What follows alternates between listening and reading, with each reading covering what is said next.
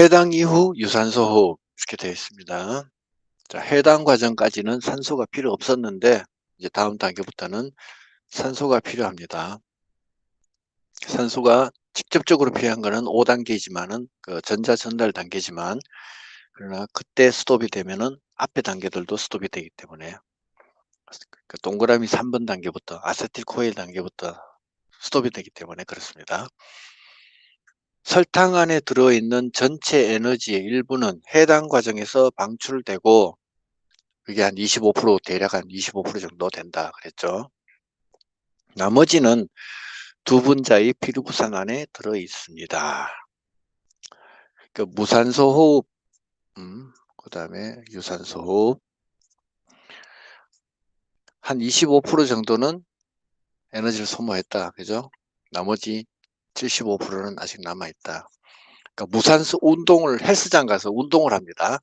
무산소 운동만 열심히 했어요. 25% 탄소, 이산화탄소 나의 그 배를 둘러싸고 있는 아름다운 지방들이 25%밖에 안 빠져나간다 생각하시면 되고 유산소 운동을 같이 한다. 나머지 75%도 아름다운 지방들이 다 빠져나간다. 그냥 단순 얘기하는 겁니다. 단순 말씀드린 거. 그래서 무산소 운동만 해가지고는 살 빼기 어렵다. 그 다음에 이후에 호흡 반응에서 피루부산이 산화되면서 나머지 에너지가 방출된다. 해당 과정에서 생성된 피루부산의 반응 경로는 산소의 유무에 의해 결정된다. 자, 산소가 있느냐 없느냐에 따라서 피루부산이 어디로 가느냐 행방이 달려 있다는 겁니다. 유산소 조건에서는 미토콘드리아로 들어가 이산화탄소로 완전 분해되는 호흡 과정을 밟는다. 먼저 아세틸코엘을 형성하고 그랩스 혈류를 거치면서 전자를 전달하고 이 과정에서 산화적 인산화 반응이 일어난다. 두 개의 수소와 수소이온과 두 개의 전자 이온이 완전히 빠져나가는, 다시 말해서 산화 반응이 일어나는 현상이 나타난다. 그래서 산화적 인산화다. 만들어지는 게 ATP를 만들어지기 때문에 산화적 인산화다. 자, 그 과정을 한번 보겠습니다. 먼저 아세틸코에의 형성 그림부터 보고 책을 읽어야 아마 이해가 쉬울 겁니다.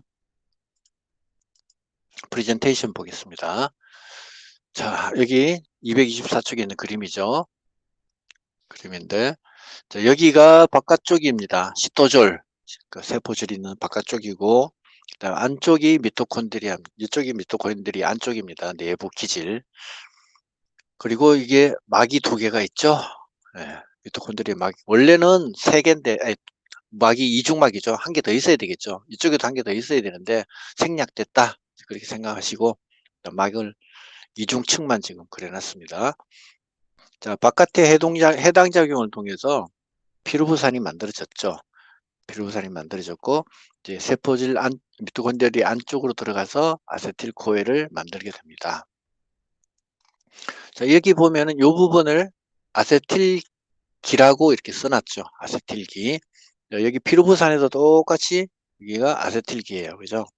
아세틸기가 있고, 자, 이 부분은 카르복시기죠. COOH, 카르복시기.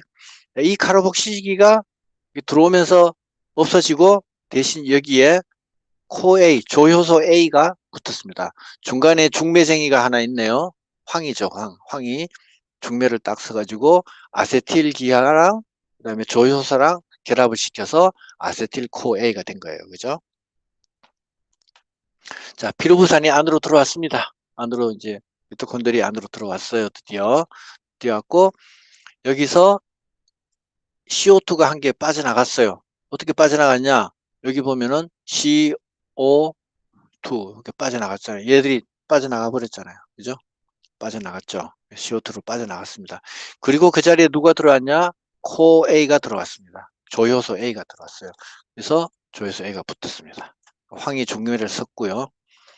우리 무기 물질들이 이런 역할을 하는 겁니다. 중매쟁이 역할도 하고 뭐 여러 가지 이런 역할을 하는 겁니다. 그 다음에 NAD가 CO2가 나갈 때요. 그냥 안 나가요.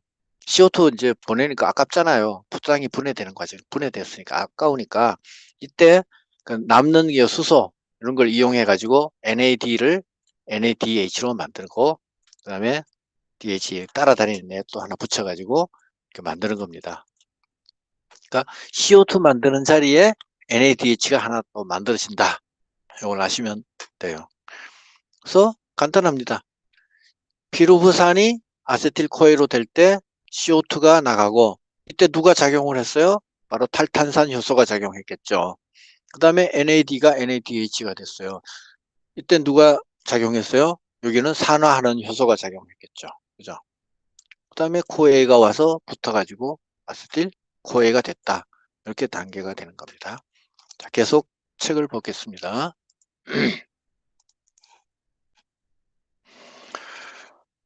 미토콘드리아로 들어간 피루부산은 거대 효소 복합체인 피루부산 탈수소 효소라는 효소 복합체에 의해 촉매되는 일련의 화학 반응을 거쳐서 뭘 만드냐? 아세틸코에를 형성한다. 우리가 지금 봤던 그림을 설명하고 있는 겁니다.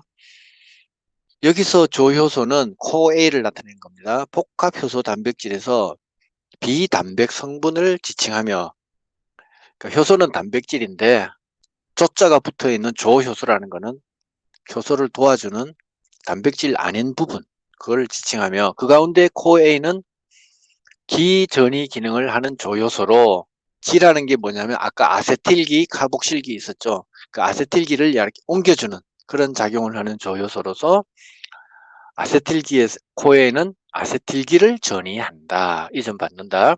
아세틸코에는 고에너지 화합물로 아세틸기 전이를 통하여 해당 과정과 그립소회로를 연결시켜주는 역할을 한다.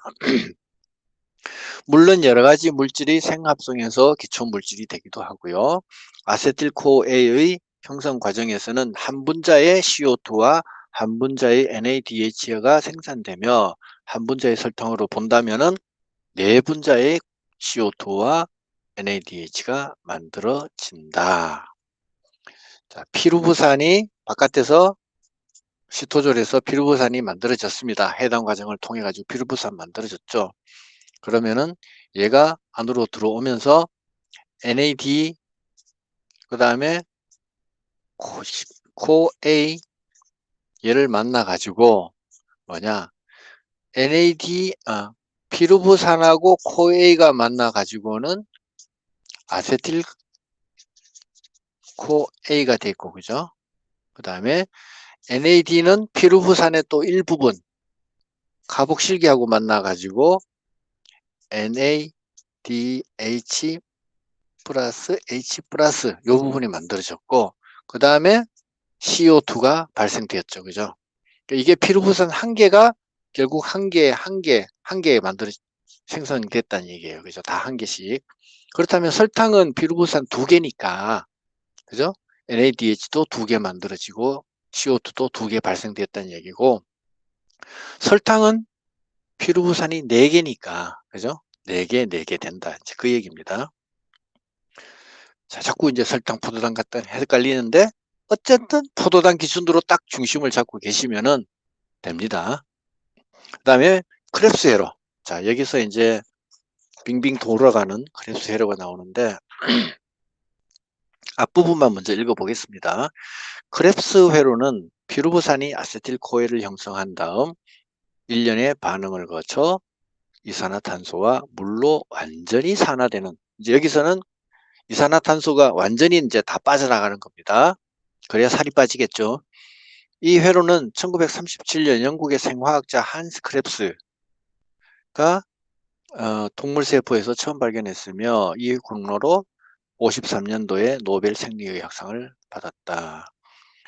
이 회로에서 처음 생성되는 물질이 3개의 카복시기를 갖는 시트르산이라고 해서 시트르산 회로, 다른 말로 구연산 회로 또는 트리카르복시산 회로, TCA 회로라고 불리기도 한다. 제일 많이 불리는 거는 TCA 회로라고 불리고요. 뭐 크랩스 회로라고도 부르는 사람도 있습니다. 간혹 시트르산 회로라고 부르는 사람도 있고요.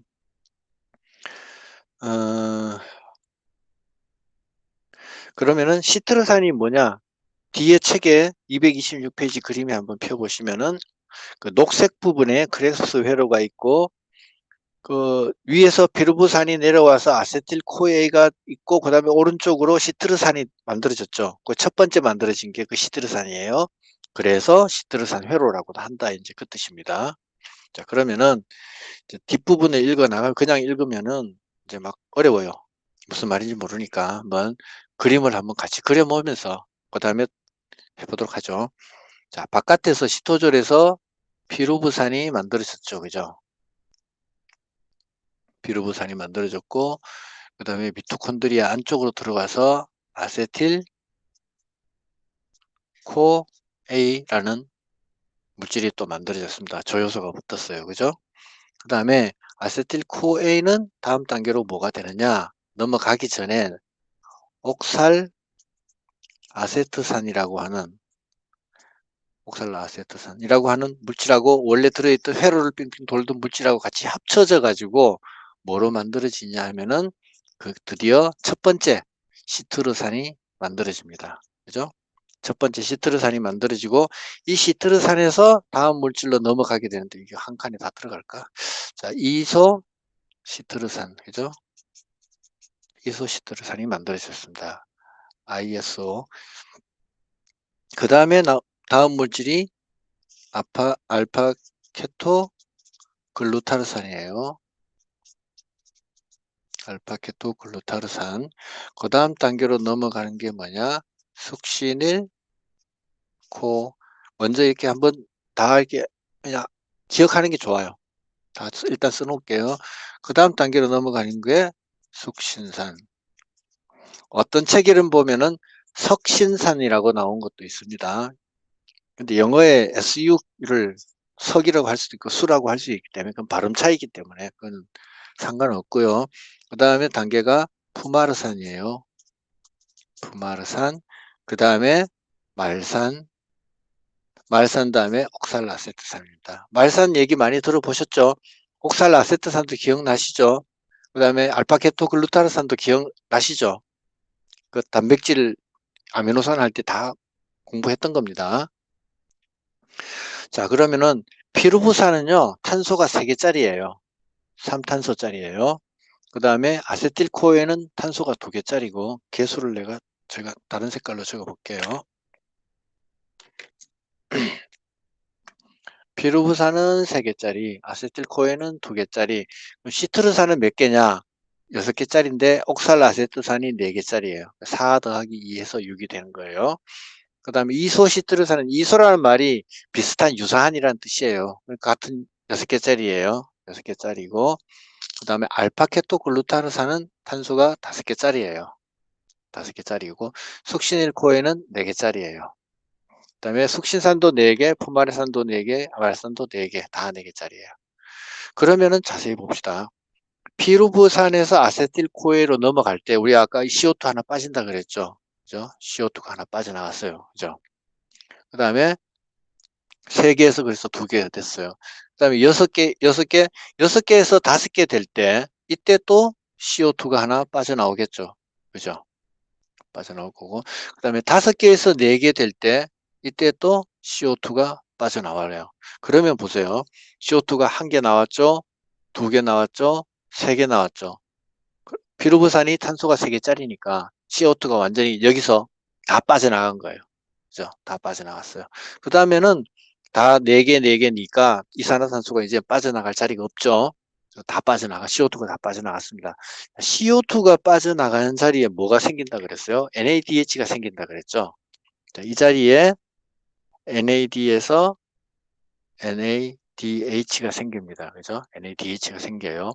그다음 여기도 마찬가지로 NADH가 생길 것이고 이 자리에서도 마찬가지로 NADH가 생겨요. 그죠? 그리고 마지막으로 말산에서 옥살아세트산 될 때 이때도 NADH가 하나 생깁니다. 그러면은 NADH가 전부 몇 개 생겼어요? 총 1개, 2개, 3개, 4개 생겼죠. 그죠? 총 4개 생겼습니다. 이거는 피루부산 기준이에요. 그죠? 피루부산 기준. 피루부산 기준으로 4개 생겼습니다. 그 다음에 CO2는 3개 생겼죠. 그죠? 3개, 1개, 2개, 3개, 3개 생겼습니다. 그 다음에 이제 또 생기는 게 또 있습니다. 또 뭐가 생기느냐 하면은 숙신일 코에에서 숙신산 될 때 뭐가 생기냐 하면 이 과정에서 ATP가 생겨요. ATP가 생겨요. ATP 한 개가 생긴다. 그 다음에 숙신산에서 푸마르산 될 때 같은 FAD에서 FADH2가 생겨요. 한 개 생겨요. 그래서 FADH2가 한 개 생겼어요.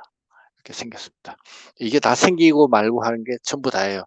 그러면 뭐 부수적으로 아세틸 코에이 만들어질 때 여기 코에이 들어와서 여기서는 코에이가 필요 없으니까 또 코에이가 빠져나가고 여기도 숙신일도 코에이 들어있네요. 그죠? 여기도 코에이 들어왔다가 나갈 때 여기서 또 코에이 빠져나갈 것이고 그 다음에 푸마르산 말산 될 때 여기 물이 들어오고 여기서 시트르산 되기 전에 물이 들어가고 뭐 이런 단순한 과정들이 있는데 이런 거는 몰라도 돼요.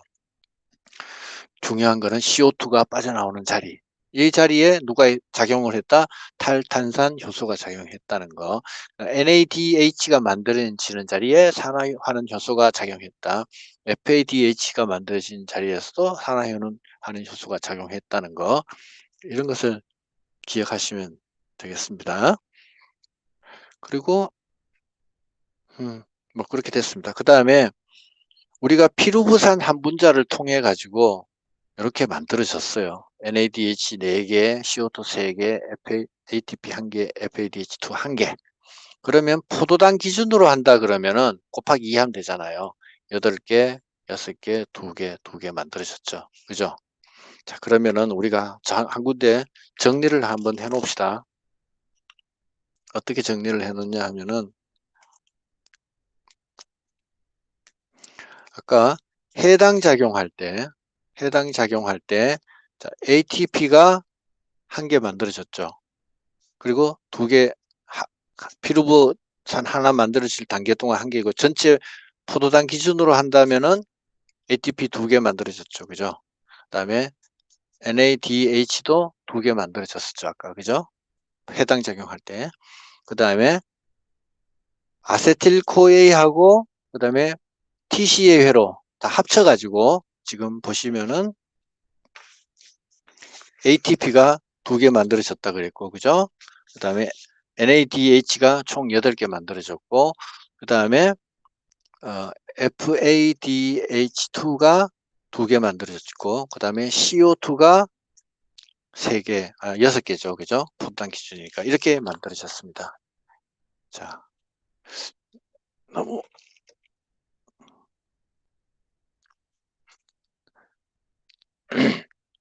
요거 다 이해하셨죠? 요거 다 이해하셔야 돼요. 여기 왜 그런가는 숫자를 충분히 이해하셔야 돼요. 아까 해당 적용할 때 ATP 2개, NADH 2개 만들어진 거 기억하실 거고 그다음에 아세틸코에하고 TCA회로 전체로 봤을 때 ATP 2개, NADH 8개, FADH2 2개, CO2가 6개 빠져나왔다. 여기까지. 요거 잘 기억하셔야 돼요. 일단 요거 적어 놓은 거는 제가 옆에 따로 빼놓을게요. 따로 빼놓고 자, 책을 계속 보도록 하겠습니다. 225페이지.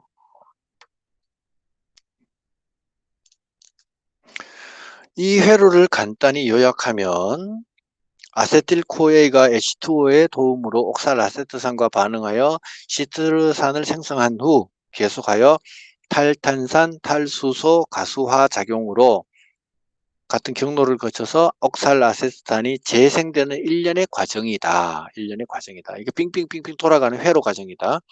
이 회로에서 시트르산을 생성하는 단계만이 비가역이고 나머지 단계는 모두 가역이다.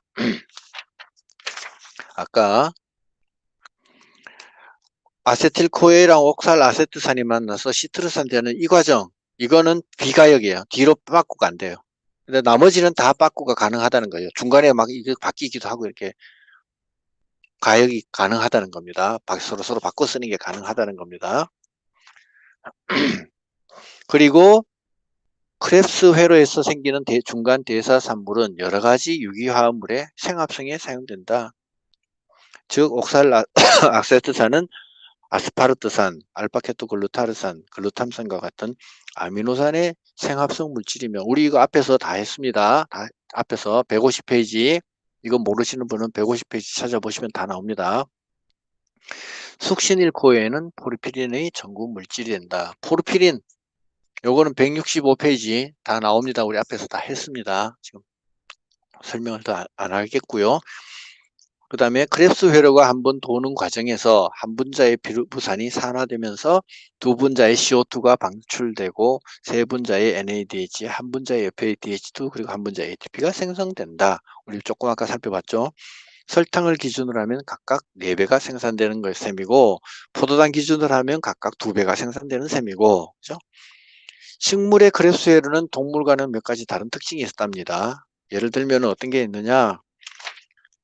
크랩스웰은 옥살아세트산 OAA가 충분한 양으로 재생되어야 진행이 되는데 식물 세포에서는 질산염 동화에 필요한 아미노산을 합성하기 위하여 알파케토글루타르산을 끌어다 쓰기 때문에 OAA가 부족해지기 쉽다.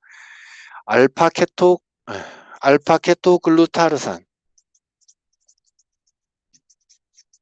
얘가 NH3랑 합쳐지면은 뭐가 된다 그랬어요?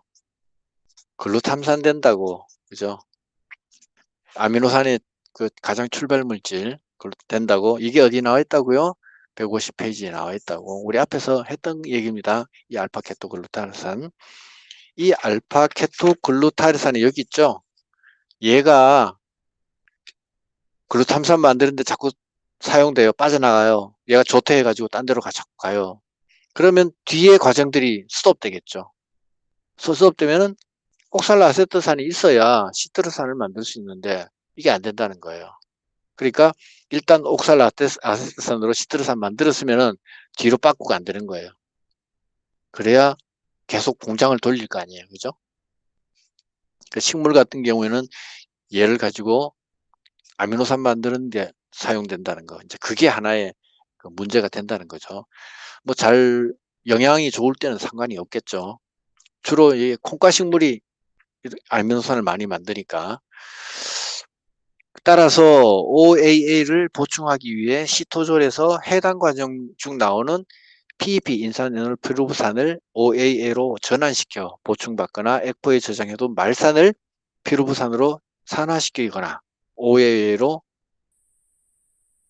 전환시켜 보충한다. 식물세포의 대사회로에서 부족하기 쉬운 중간산물을 보충하는 것을 보충반응이라고 한다. 보충반응. 이게 지금 다 이게 아미노산 단백질 관련된 얘기거든요. 동물은 아미노산을 단백질을 거의 대부분 외부에서 먹어서 해결하잖아요. 그죠? 먹어서 해결합니다. 그 중에서도 뭐 자체 아미노산을 막 해체해 가지고 재합성하기도 하고 동물 몸에서도 하죠. 그렇지만 안 되는 것도 있죠. 아미노산 해체해 가지고 재합성하는 게 안 되는 경우가 있죠. 그걸 안 되는 아미노산을 필수 아미노산이라 그러죠. 반드시 외부에서 먹어줘야만 하는 아미노산. 그죠? 식물은 자체적으로 다 만든다는 얘기죠. 만드는데 유기산을 가지고 만들다 보니까 이게 중간중간에 세포호흡이 필요한 그 과정에서도 필요하고 아미노산 만드는 데도 필요하고 서로 야 내가 갖다 쓸 거야 내가 갖다 쓸 거야 서로 싸우게 된다는 거죠. 그래서 부족하기 쉬운데 식물은 이런 여러 가지 부족하기 쉬운 상태에서 빨리빨리 급한 대로 다른 걸 끌어당겨서 보충해서 쓸 수 있는 그런 기능을 가지고 있다. 동물은 못하지만 그걸 가지고 보충 반응이라고 한다. 그리고 질산염 동화의 산물인 글루탐산을 미토콘드리아의 매트릭스로 수송하여 크랩스 회로에 참여시킨다. 그림 9-5를 한번 보도록 하겠습니다. 자, 우리 책에 나와 있는 건데요. 프레젠테이션으로 보겠습니다. 보시면은 이거 아까 봤던 거예요. 제가 다 드렸던 거예요. 그걸 이제 우리 책에서 이렇게 해놓은 거고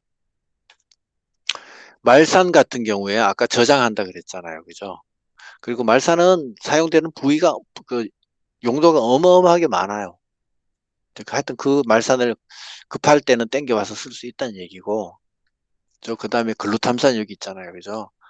그 알파케토글루타산이랑 NH3, 그러니까 암모니아랑 합쳐가지고 글루탐산 만들죠. 얘를 또 다시 분해해서 암모니아는 그냥 쫓아보내고 소변으로 나오고, 뭐, 그 다음에 알파케토글루타산을 만들어서 이렇게 바로 투입할 수도 있다. 이제 그런 얘기예요. 식물은 이런 보충시켜주는 작용을 많이 식물은 할 수 있다. 그런 얘기입니다. 나머지는 아까 이거는 다 했습니다. 다 했고, 여기 뭐 말산에서 피루부산 될 때 요거 생기는 과정이요. 이런 거는 모르셔도 괜찮아요. 모르셔도 괜찮고. 자, 그러면은 계속 933으로 넘어가겠습니다. 자, 이 크랩스 회로, TCA 회로도 여러분들이 시간 날 때 한번 그려보세요. 그리는 방법은 아까 제가 했던 것처럼 미리 동그라미를 다 회로를 만들어 놓고 난 다음에 탄소가 빠져나가는 부분부터 딱딱 체크하세요. 개수부터 만져놓고 6, 3, 2, 6, 6, 5, 4, 4 이렇게 개수부터 맞춰갖고 그 빠져나가는 부위가 바로 CO2가 생성되는 부위니까 그 다음에 그 CO2 생성 부위에 NADH가 만들어지고 그 다음에 마지막에 또 하나 더 만들어지고 이렇게 해서 하시면은 금방 하실 수 있어요. 이런 게 자세하게 뭐 시험에 나온다 이걸 떠나서 이거를 머리에 딱 넣고 계시면은요 이게 좀 뭐랄까 이렇게 눈에 보여요. 해안이 떠진다 그럴까요? 이게 돌아가는 게 눈에 이렇게 보여요. 그 다음에 227쪽 전자전달과 산화적 인산화 1. 전자전달계 우리 광합성 할 때도 전자전달 과정이 있었습니다. 그죠? 광합성 할 때 기억나세요? 그 광계 2에서 그죠? 여기 물이 분해돼 가지고 전자가 분해되고 해서 에너지가 뛰면은 전자가 전달되면서 양성자가 바깥으로 수소이온이 바깥으로 수송되고 그 다음에 다시 또 관계 1로 다시 또 들어가 가지고 마지막에 여기서 NADPH가 만들어졌고 NADPH가 못 만들어질 경우에는 다시 또 이 양성자를 통해 가지고 얘가 돌아가서 계속 전자가 돌아가면서 양성자를 계속 바깥으로 펌프질하고 마지막에 여기 안으로 들어왔죠. 이게 화살표 방향이 안으로 들어왔고 그 다음에 펌프를 통해 가지고 나가면은 ATP가 만들어지고 이 과정 생각나시죠? 그죠? 이 전자전달 과정. 자, 이 과정이 호흡에도 똑같이 있다는 겁니다. 근데 조금 방식은 조금 다르지만은 뭐 전체적으로 봤을 때는 그거나 같은 겁니다. 호흡 과정에서 생산된 NADH와 FADH는 전자의 공유체로 산화되면서 전자를 방출한다. 이 전자는 미토콘드리아 내막의 크리스탈에 있는 전자 전달기를 거쳐 최종적으로 산소에 전달된다. 자, 아까 광합성에서는 그 물을 분해해 가지고 거기에 나오는 전자를 이용해서 이렇게 전달을 해 나갔어요. 그런데 호흡에서 차이점이 있다면 호흡에서는 물을 분해하는 게 아니고 이 NADH나 FADH 이거를 분해해서 전자를 거기에서 나오는 전자를 이용한다는 겁니다. 그게 차이점입니다. 차이점이에요. 이때 전자는 전자 친화력이 높은 쪽으로 전자를 더 좋아하는 쪽으로 다시 말하면 상대적인 자유 에너지가 낮은 쪽으로 에너지 준이라든지 산화환원전이 이거를 설명하려면은 그 에너지 전이라는 거는 그 전자가 그 원자가 이렇게 있으면은 핵이 있고 전자가 있으면은 바깥에 전자가 돌아가죠. 이 안에 에너지가 들어오면은 투입이 되면은 전자는 들뜬 상태가 됩니다. 들뜬 상태가 돼서 이게 전자가 바깥으로 도망을 가요. 그러니까 이온화가 잘 되죠. 이온화가 되죠. 대신에 에너지가 빠져나가게 되면은 전자는 하나 새로 들어오거나 다시 밑으로 안정화됩니다. 들던 상태가 가라앉습니다. 이런 상태가 되죠. 그래서 주로 금속 원자들은, 양이온이 되기 쉽죠. 전자를 들다가 전자를 바깥으로 내보내는 걸 말하고, 그 다음에 17쪽 할로겐 원소라고 하는데, 17쪽에 있는 애들, 그 불소라든지, 그죠? 염소라든지, 브롬이라든지, 요드, 뭐 이런 애들은 원자를 가져오는 걸 좋아해요. 그래서 마이너스 이온이 빨리 잘 되죠. 그죠? 이런 애들은 바깥에 있는 전자를 가지고 오고 안정을 찾고, 옥텟 규칙에서 안정 찾는 거 아시죠? 안정 찾으면서 이때 에너지를 바깥으로 내보냅니다. 그래서 전자를 받으면은 에너지가 바깥으로 나가고, 에너지가 바깥으로 나가게 되면 전자가 안으로 들어오게 됩니다. 반대작용이 일어난다는 거죠. 그래서 그런 측면에서 봤을 때 전자를 잘 받아들이는 쪽, 그러니까 다른 말로 하면 에너지가 바깥으로 잘 나가는 쪽, 그 정도가 원자에 따라 다 달라요. 그걸 가지고 에너지 부릅니다. 에너지 준위. 그 다음에 산화하는 전위도 같은 겁니다. 어떤 물질이 산화가 되려고 잘 되는 물질이 있고, 환원이 잘 되는 물질이 있어요. 우리 철 같은 거는 가만히 두면, 공기 중에 두면 산화가 잘 되죠. 그죠? 이런 게 있고, 반대로 환원이 잘 되는 것도 있고, 그렇다는 얘기죠. 이런 식으로 전자를 더 좋아하는 애들이 있고, 더 싫어하는 애들이 있어요. 철이라는 거는 뭐냐? 금속이잖아요. 그죠? 열 같은 경우에는 산화가 된다는 건 산소를 받아들이는 거죠. 산소 얘는 전자를 무지 좋아하는 애예요. 그죠?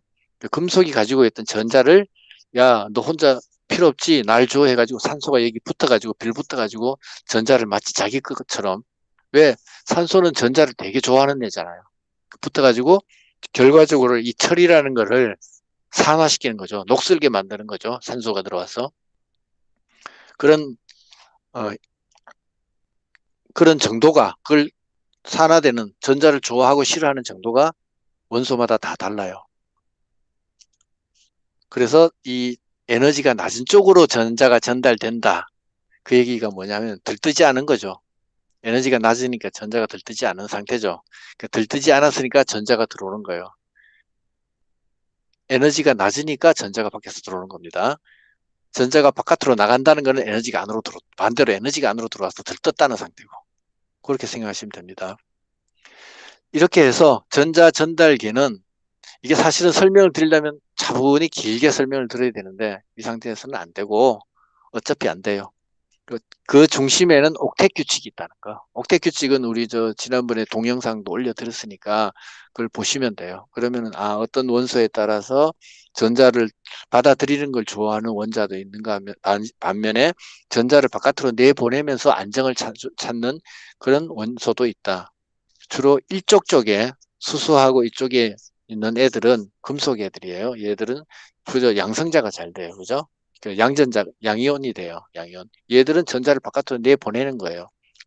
내보내면서 안정을 찾는 애들이고, 17쪽에 있는 이건 할로겐 쪽이라 그래요. 얘들은 이게 FClBrI 뭐 이쪽 애들은 전자를 가지고 와서 안정을 찾죠. 하나 모자란 애들. 그래서 마이너스 음이온이 되죠. 그죠? 그 플러스와 마이너스가 분자 결합을 하게 되면 그거를 이온 결합이라고 하게 되고, 그죠? 이런 식으로 옥텟 규칙에 다 준해서 이루어지는 겁니다. 그 부분을 다시 한번 보시면은 그리고 감이 조금 더 잡히실 겁니다. 그래서 에너지 준위나 산화하는 준위는 이런 식으로 전자와 관련돼서 전자를 더 좋아하는 녀석도 있고 밖으로 내보내는 녀석도 있고, 이런 식으로 전자를 어쨌든 더 좋아하는 쪽으로 이게 전자가 계속 전달 이렇게 된다는 그런 얘기입니다. 이게 광합성의 전자 전달기에서도 똑같이 나왔었어요. 전자 전달기는 전자를 통과시키는 일련의 운반체들로 4개의 단백질 복합체가 있습니다. 1번부터 4번까지 있습니다. 그 다음에 2개의 이동성 운반체가 또 있습니다. 그거를 한번 뒷페이지 넘겨가셔가지고 228페이지 한번 보세요. 보라색으로 된 부분이 있습니다. 복합체 1, 2, 3, 4, 그 내막 안쪽에 이렇게 덩어리 진 게 있어요. 그게 이제 내재되어 있는 복합체 1, 2, 3, 4, 그 전자 전달 체계고요. 그 다음에 안쪽에 하늘색으로 UQ 풀이라고 되어 있어요. 요거랑 그 다음에 복합체 3번하고 4번 사이에 그 표제 바깥쪽으로 CYT C라고 된 거 있어요. 시토크롬 C라고. 얘들은 둥둥 떠다니는 애들이에요. 시토크롬 C는 바깥쪽에서 둥둥 떠다니고 UQ 풀은 유비퀴논 풀은 그 안쪽에서 둥둥 떠다녀요. 그래서 얘들이 다 전자 전달을 하는 효소들입니다. 그렇다면은 UQ 풀, UQ라고 된 거, 얘는 지금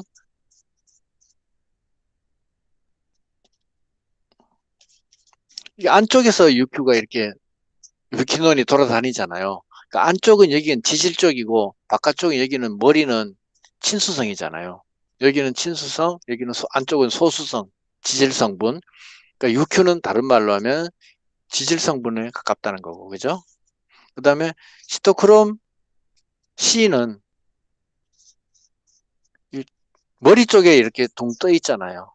머리 쪽은 친수성 쪽이잖아요. 얘는 시토크롬 C는 아무래도 친수성에 가까운 쪽이라는 얘기죠. 자, 각 복합체는 수개의 전자 전달 분자를 포함하고 있으며 모두가 내막 이중층 내부에 자리 잡고 있다. 내재성이란 얘기죠. 내재성. 그러니까 1, 2, 3, 4 이거는 그 이거를 같이 이게 물고 있다는 얘기죠. 내재성. 여기에 식물은 대체 전자 전달 경로라는 5개의 추가적인 전자 전달 효소를 막 표면에 갖고 있다. 5개의 추가적인 게 뭐냐면 다음 페이지에 보시면 녹색으로 된 거 있습니다. 녹색으로 된 거. 그게 대체 전자 전달 경로입니다. 이거는 동물은 없고 식물한테 있는 겁니다. 그것 살펴볼 거고요. 자, 그 다음에 복합체 1, 2, 3, 4 요거는 또 책부터 읽지 말고 그림부터 먼저 보고 그 다음에 하도록 할게요.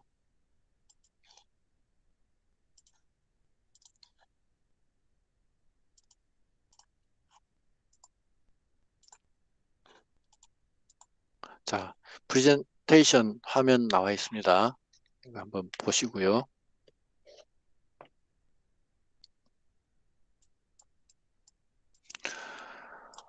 아, 여기 복합체 1, 여기가 2, 여기가 3, 4. 일단 여기까지가 전자 전달기입니다.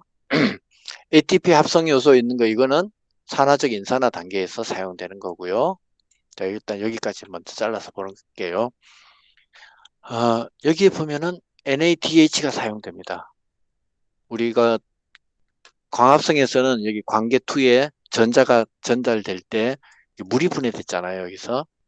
여기서는 호흡은 그게 아니고 이 NADH를 사용한다는 거죠. 아까 해당 작용하고 크랩스 회로 할 때 NADH를 열심히 만들었는데 왜 만들었냐? 여기서 사용하려고 만들었다는 거죠. 그러니까 NAD하고 그다음에 수소 이온 2개, 그다음에 전자 2개 이렇게 나오죠. 그죠? 전자 2개. 이 전자가 2개가 전달되는 겁니다. 그러니까 NADH 한 분자가 전자 2개를 떼놓는 거죠. 그죠? 맞죠? 전자 2개를 전달하게 되면은 이 전자 전달계가 FMN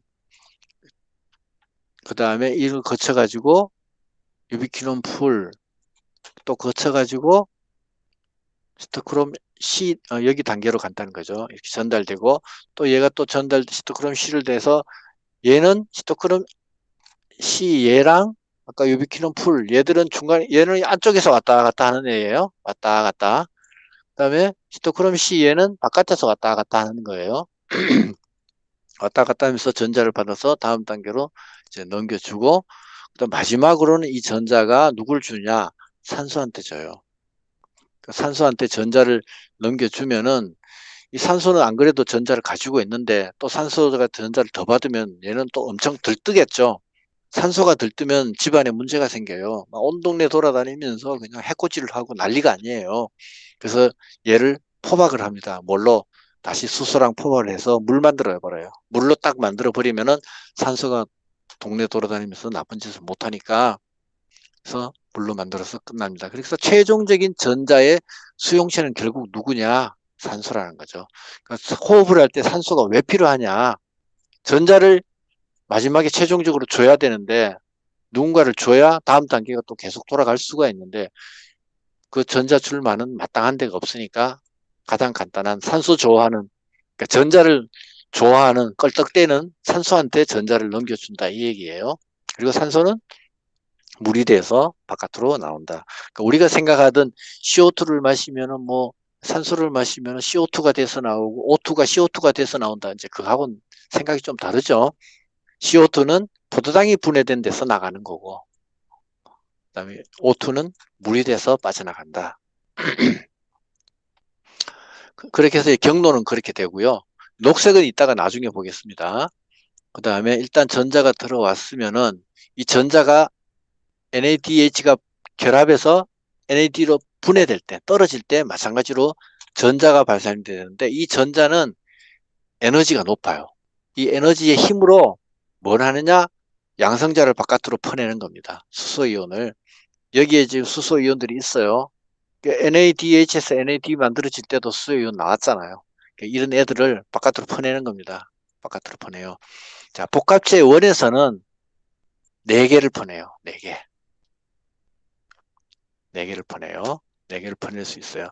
복합체 3에서도 마찬가지로 4개를 퍼낼 수 있습니다. 4개를 퍼낼 수 있고, 그 다음에 복합체 4에서는 2개를 퍼내요.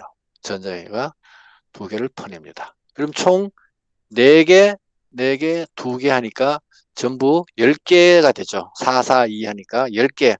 그러니까 NADH 한 분자를 해서 전자가 나오고 얘가 이동하면서 전체적으로 봤을 때 총 10개의 양성자를 기질에서 바깥으로 퍼낸다는 거죠. 바깥은 어디냐? 막강 공간이에요. 자, 아까 미리 설명을 안 드렸는데 이 부분은 지금 내막이에요. 요건 내막이고, 여기에 지금 외막이 따로 또 있다는 얘기예요. 외막이 따로 또 있어요. 그래서 외막과 이 내막 사이에 있는 이 막간 공간에다가 양성자를 퍼내는 겁니다.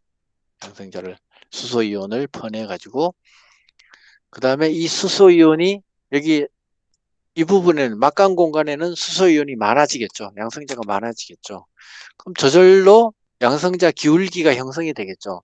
바깥에는 많고 안쪽에는 적어요. 그러면은 자연히 밖에서 안으로 들어오게 됩니다. 그 들어올 때 어디를 통과해서 들어오냐? 바로 ATP 합성 효소를 통과해서 들어온다는 거죠. 몇 개가? 4개가 들어올 때 ATP가 한 개 만들어집니다. 원칙은 이게 시계 반대 방향으로 돌아가거든요. 원칙은 3개예요. 3개가 들어올 때 ATP가 한 개 만들어지는데, 그거 왜 4개라 했느냐? 이것 말고도 계산에 넣어야 될 게 다른 게 많이 있어요. 이거 PI도 수송해 와야 되고요. 뭐 이거 얘도 지금 바깥으로 또 내보내줘야 다시 또 NADH를 만들어서 안으로 들어올 거 아니에요. 그죠? 이런 과정들이 필요해요. 여러 가지 일들이 필요해요. 그 일들을 하는데 ATP가 사용된다는 거죠. 그걸 뭐 가감을 하니까 결국은 4개가 필요하게 되는 거예요. 그래서 그냥 4개다 이렇게 알고 계시면 되겠습니다. 그 다음에 복합체 2가 문제예요. 복합체 2가. 여기 보면 숙신산, 푸마르산 있죠. 아까 TCA 회로에서 숙신산에서 푸마르산 단계에 가는 과정에 뭐가 만들어지냐면 FADH2가 만들어졌어요. 기억나시죠? 그 FADH2에서 나오는 그 전자와 수소, 이온, 그걸 가지고 이제 또 처리하는 것이 바로 복합체 2예요. 그 복합체 2에서 전자가 또 여기 FADH2에서 전자가 나오면은 유비퀴는 풀로 갑니다. 얘는 둥둥 떠다니다 그랬습니다. 떠다니다가 어디로 가느냐? 여기다가 전자를 전달해 주겠죠. 반대로는 못 갑니다. 이쪽으로 전달해 주면 쭉 가서 또 마지막으로 물로 빠져나옵니다. 산소에서 쪄가지고 물로 빠져나오는데, 그러면은 FADH2가 주는 전자는 1번 복합체를 못 가니까 결국 4개, 2개, 그러니까 6개밖에 양성자를 바깥으로 못 퍼내는 결과가 되네요. 그죠? 자, 그거를 잘 기억해 놓으세요. 이따가 계산할 때 필요한 거니까. 자, NADH가 정상적으로 복합체 1번부터 통과했을 때는 4개, 4개, 2개 해서 합쳐서 10개. 그 다음에 FADH가 복합체 3번, 4번을 통과해서 전자가 전달되었을 때는 4개, 2개에서 6개. 밖에 수소이온을 바깥으로 퍼내지 못한다는 거. 그 개수 차이가 다르다. 그거를 기억해 주시기 바랍니다. 녹색은 좀 이따가 하겠습니다. 녹색은 좀 이따가 하고요. 자, 일단 여기까지 하고 책을 한번 읽어보겠습니다.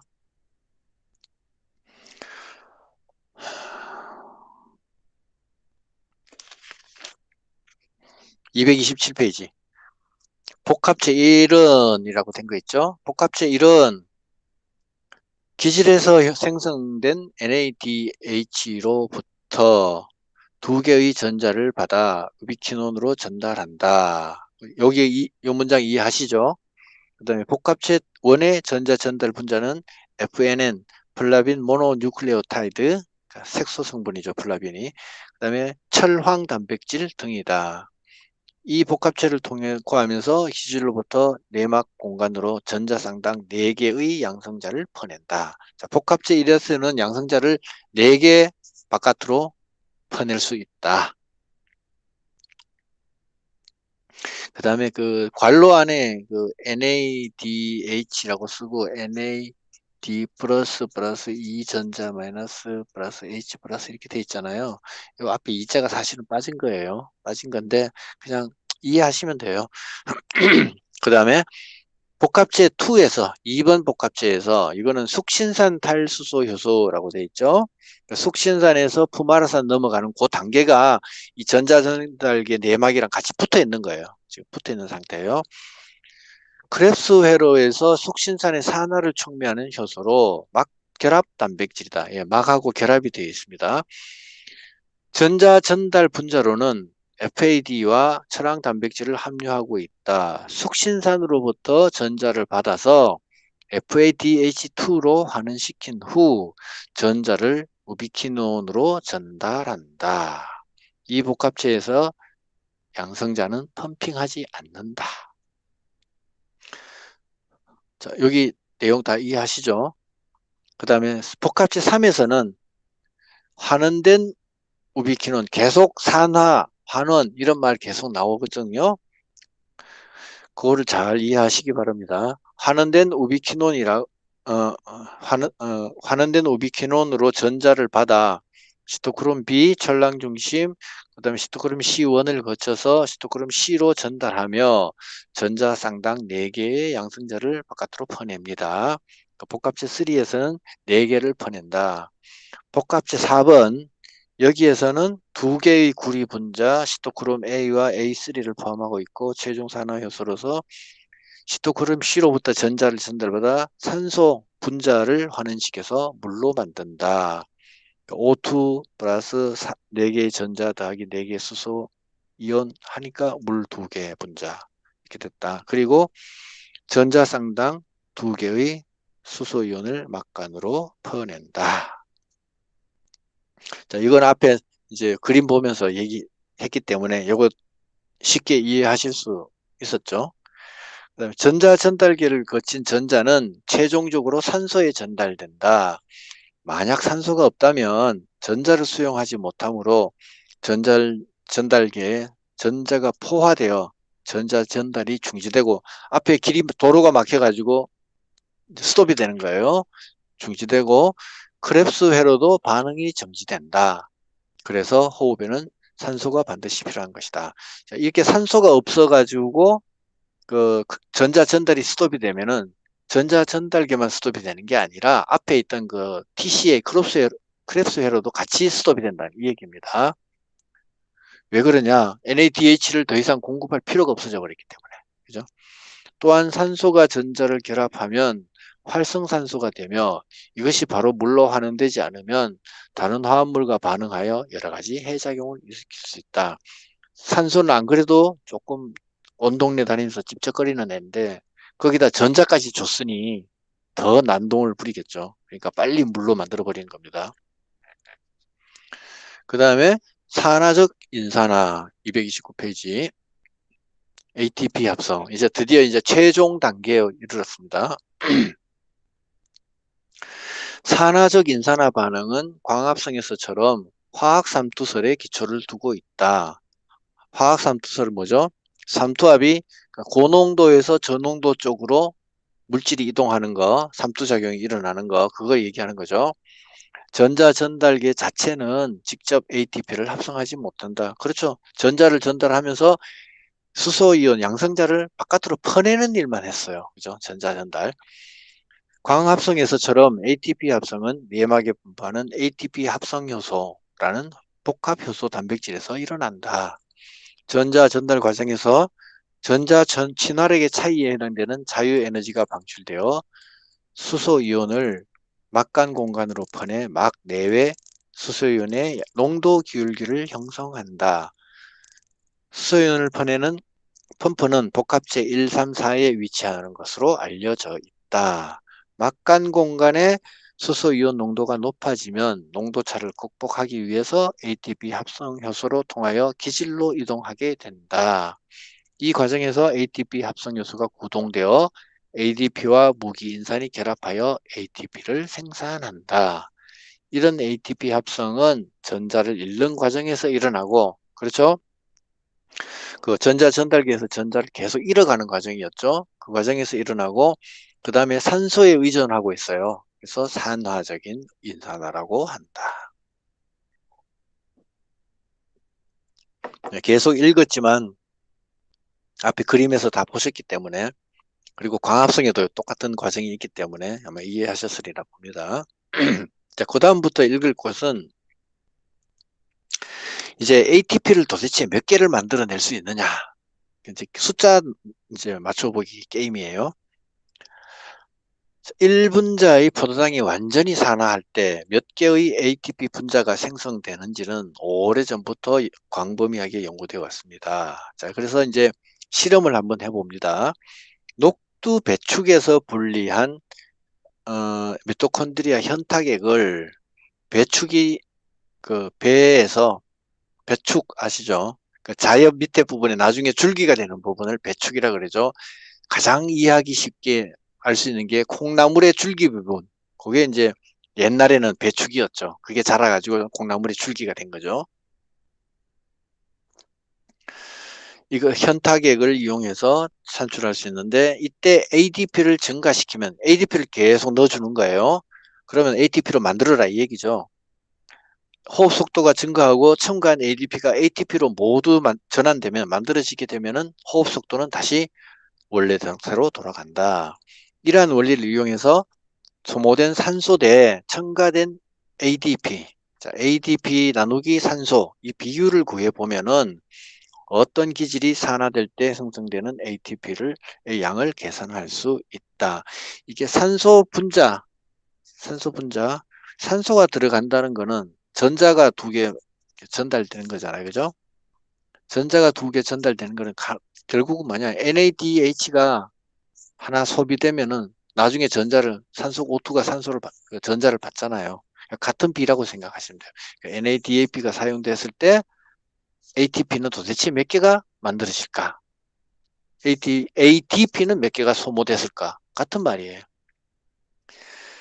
여기서 ADP 대 산소의 비는 산소에 전달된 전자 두 개가 다른 말로 하면 NADH가 분해돼서 나온 그 전자 두 개죠. 합성된 ATP의 숫자를 의미한다. 예. NADH 한 분자로 해서 전자 두 개가 나왔는데 그걸로 ATP를 몇 개 만들 수 있냐. 다른 말로 하면은 간단하게 말하면 NADH 한 개를 가지고 ATP 몇 개를 만들어냈냐. 그 얘기입니다. 아까 NADH 한 개를 가지고 양성자 10개 퍼냈죠. 그죠? 복합체 1로 갔을 때는. 그죠? 10개 퍼냈다는 거. 그랬을 때 ATP를 몇 개 만들 수 있느냐.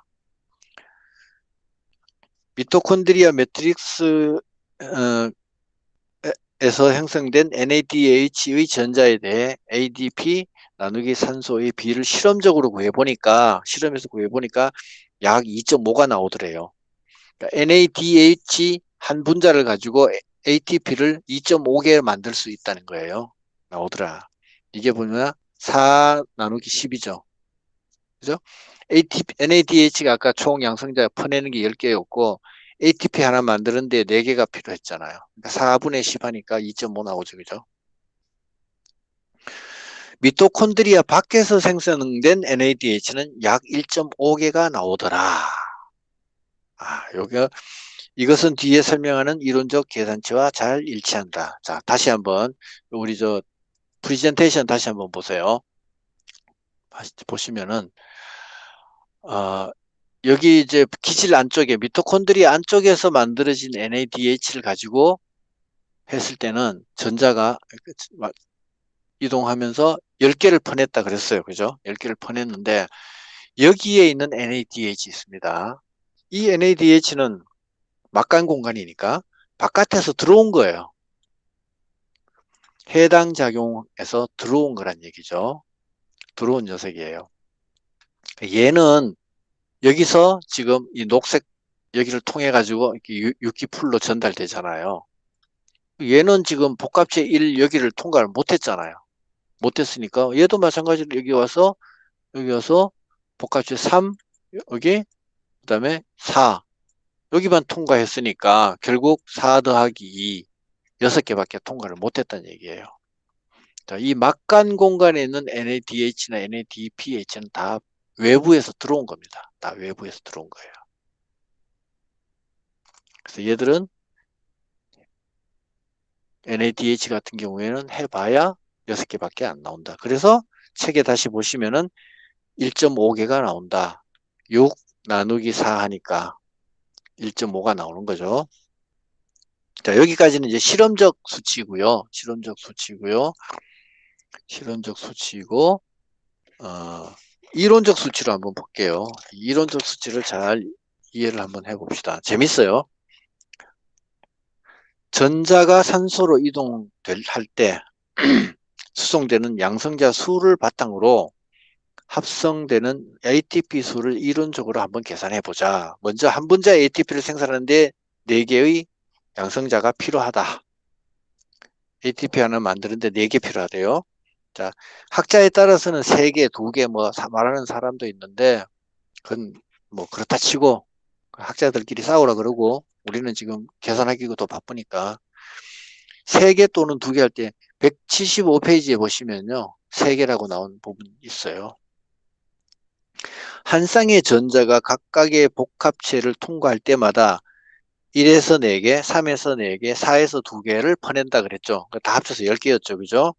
이렇게 하여 기질에서 생산된 NADH에서 나온 한 쌍의 전자는 총 10개의 양성자를 퍼내 10 나누기 4 하니까 2.5개의 ATP를 생산한다. 그러나 시토졸에서 그러니까 외부 해당 작용에서 생산된 NADH는 직접 미토콘드리아로 들어가지 못하고 왕복 운반자에 의해 에너지를 가진 전자만을 미토콘드리아론으로 전달한다. 이들은 복합체 1을 통과하지 못해요. 바로 우비퀴논으로 갔어요. 그러니까 6 나누기 4가 되죠. 6개밖에 못 통과시켰으니까. 그래서 1.5만에 5개 만에 ATP를 생산한다. FADH2를 떠난 전자쌍도 마찬가지로 복합체 1을 통과하지 못하죠. 바로 우비퀴논으로 전달해서 결과적으로 6개의 양성자를 퍼내는 1.5개의 ATP만을 생산한다. 이러한 계산으로 한 분자의 포도당이 완전히 산화되어 생산할 수 있는 ATP는 총 30개이고 설탕 기준으로 하면 곱하기 2, 60개다. 이제 그게 이제 오른쪽 표에 9-1에 있는데 우리 표에 9-1은 보지 말고 우리 아까 계산해 놓은 거 있었죠. 정리해 놓은 거 하나 있었잖아요. 그죠? 요거예요. 자, 우리가 최종적으로 만들고자 하는 게 결국 ATP거든요. 자, ATP는 이거 만들어진 거는 다 만들어졌으니까 그냥 2개 합치면 4 됐어요. 됐고, 자, 해당 작용에서 만들어진 NADH가 있고, 그 다음에 미토콘드리아 안쪽에서 만들어진 NADH가 있죠. 그러니까 미토콘드리아 안쪽에서 만들어진 NADH는 곱하기 2.5를 하면 된다 그랬죠. 지금 책을 읽으면서, 그죠? 2.5를 하면 되고, 왜 2.5였죠? 10 나누기 4였죠. ATP 하나 만들어지는데 4개가 필요하다. 양성자 4개가 필요하다. 근데 NADH 1개를 가지고 전자 전달을 했더니 양성자 10개를 퍼내더라. 그 10개를 퍼내는 것 중에 4개씩이니까 10 나누기 4 하면 2.5잖아요. 그죠? 나머지 해당 작용 바깥에서 가지고 들어온 거는 막사이 공간에 그냥 머물러 있죠. 얘들은 복합지를 통과 못하니까 6개의 양성자만 펌프징 했단 말이죠. 6 나누기 4 하니까 1.5죠. 자, 곱하기 1.5. 그 다음에 FADH2도 마찬가지로 곱하기 1.5라고 얘기했죠. 그죠? 그러면 계산해 봅시다. 2 곱하기 1.5 하면은 3. 맞아요. 3. 그럼 8 곱하기 2.5 하면 몇 개예요? 20. 20이에요. 예, 예. 20. 그 다음에 2 곱하기 1.5 하면 3. 3. 네. 그러면 20하고 3 더하면 23개. 그죠? 예. 그 다음에 3개. 다 네 개. 더하니까 30 30. 되네요. 예, 30. 네. 이렇게 됩니다. 30개 ATP를 만들었다. 이 얘기입니다. 간단하죠? 어렵지 않죠? 우리 표에서 막 읽어보고 하려면 머리 복잡할 것 같은데 차분히 계산해 보면은 어렵지가 않더라. 30개 ATP를 만들었더라.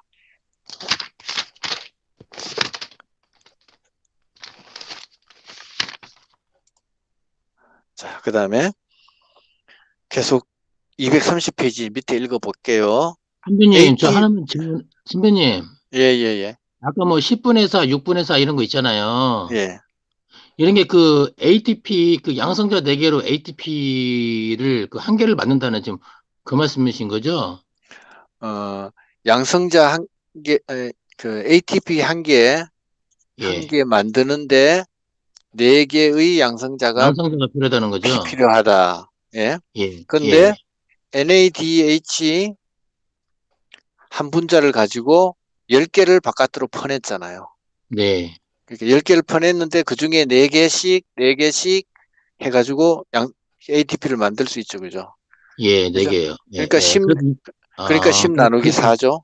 그래서 그죠? 2.5개가 되는군요. 예, 예, 그죠? 저는 그 차가 ATP, 계속 그게 좀 이해가 안 됐거든요. 그래서 예, 여쭤본 거예요. 예, 예. NADH 한 개를 가지고 예. 2.5개의 ATP를 만들 수 있는 거예요. 예, 알겠습니다. 예.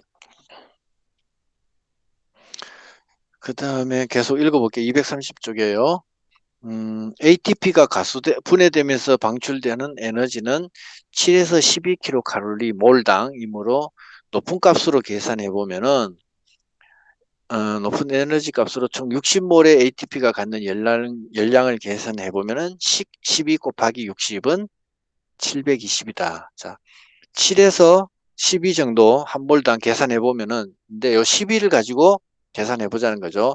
지금 ATP가 30개 나왔죠. 설탕 기준으로 하면 60개니까 60 곱하기 12 하니까 720이 나오더라. 이제 그 얘기죠. 근데 아까 우리 앞에서 설탕 한 몰을 연소를 시키게 되면은 1380이 나온다 그랬죠. 1380kcal가 나온다 그랬죠. 그럼 1380분의 720 하면 얼마냐? 이게 비율로 따지니까 한 52% 정도 된다는 거죠. 그러면은 설탕 한 분자를 확 태웠을 때 1380이 나오는데 ATP를 가지고 60개를 가지고 계산해서 했더니 720밖에 안 나온다. 52%밖에 효율성이 없다. 에이, 별로네. 차라리 확 태우기 낫겠네. 어떤 게 좋겠어요? 자, 확 태워버리면 다 불타고 없어요. 우리 몸도 다 불타버리고 식물도 다 불타버려요. 그죠? 그렇게 해서 되니까 720이라는 52%라는 이런 효율성이 떨어지지만 어쩔 수 없이 ATP를 만들어서 사용하는 겁니다. 이게 가장 효율적인 거예요. 그 다음에 3. 대체 전자 전달 경로를 하기 전에 조금 쉬어야 되겠네. 그죠? 시간상, 그죠? 자, 조금 쉬었다가 하겠습니다.